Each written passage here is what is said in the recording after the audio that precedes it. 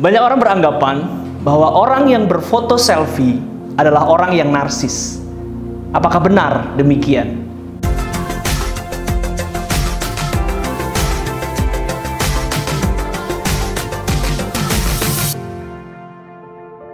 Akhir-akhir ini, saudara, saya melihat narsis dipahami secara sempit sebagai perilaku orang yang suka memperlihatkan atau memamerkan dirinya secara berlebihan di depan publik atau di depan orang lain.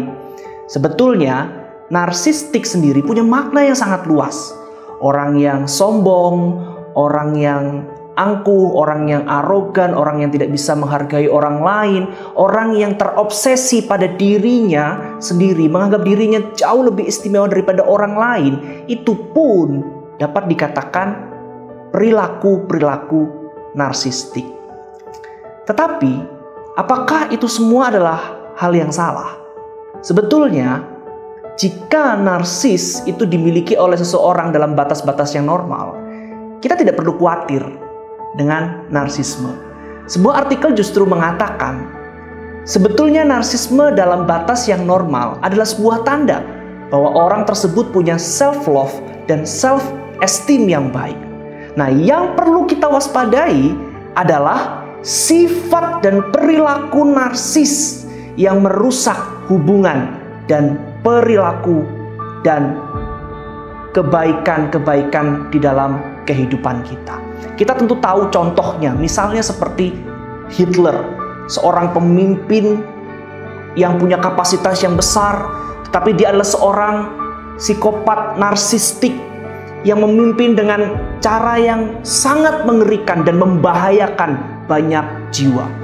Alkitab pun menyebutkan ada seorang raja dengan sifat dan perilaku narsisnya yang mengerikan. Dia bahkan sampai tega membunuh bayi-bayi demi menunjukkan arogansi pribadinya. Dia adalah Raja Herodes.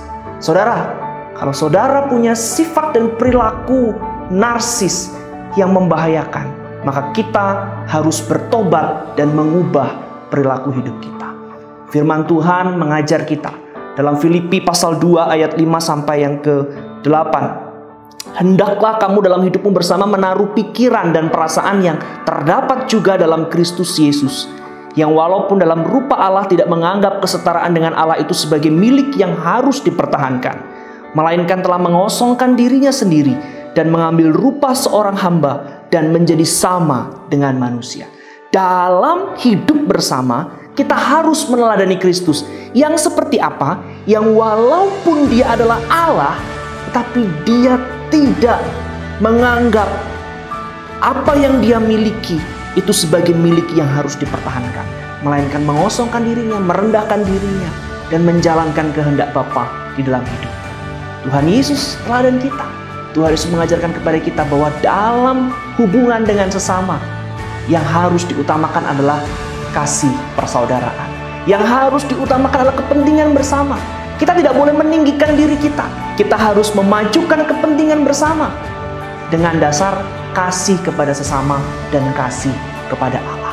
Bukankah firman Tuhan juga berkata dalam Yohanes pasal 3 ayat 30, dia harus makin besar dan kita harus makin kecil. Yang harus besar itu bukan kita, saudara, tetapi Tuhan. Mari kita beri hormat kemuliaan bagi Tuhan kita. Jangan jadikan diri kita sebagai berhala karena kita terlalu mengistimewakan, mencintai diri kita, dan memiliki sifat perilaku narsis yang berbahaya dalam hidup kita. Tuhan Yesus memberkati.